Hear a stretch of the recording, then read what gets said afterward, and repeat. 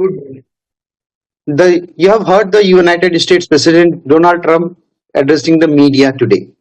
The United States President Donald Trump mentioned that the war with Iran will continue for the next 2 to 3 weeks. Post the speech, the WTI and Brent have traded up. Your thoughts on the speech and the political and the potential impact on Indian markets? How should the investors approach their capital allocation strategy post the speech? Right.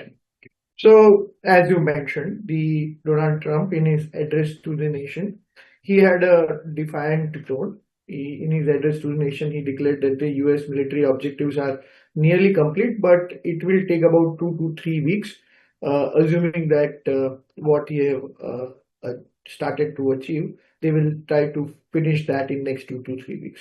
So that had an impact on energy. Crude oil prices actually jumped 4%.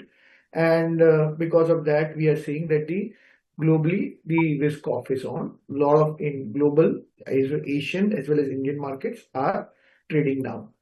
So see these escalating hostilities, and this has again put geopolitical at the forefront of the markets.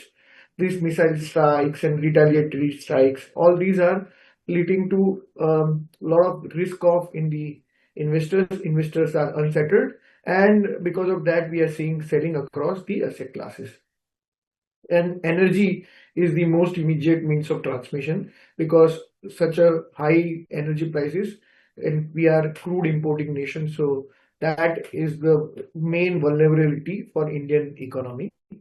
I think because of this input cost to the economy and in a macro sense, the current account deficit will widen, and that is putting pressure on domestic inflation.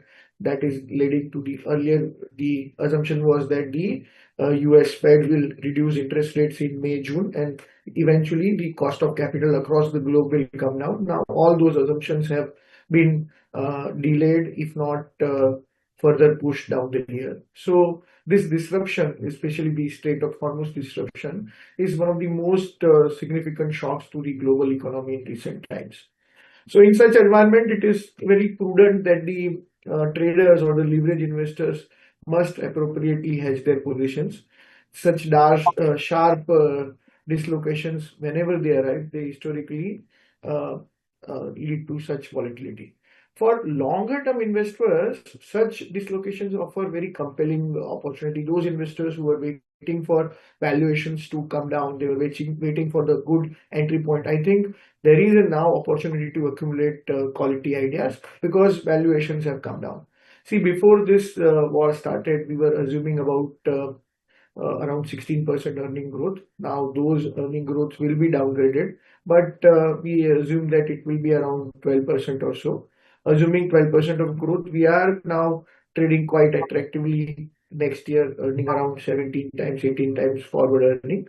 And assuming that these hostilities do get over in next 2 to 3 weeks, we'll expect crude oil prices to come down, and the resumptions of trade through Hormuz will start. And once that has happened, there will be less pressure on rupee. RBI is doing a fantastic job of protecting the Indian rupee in such environment.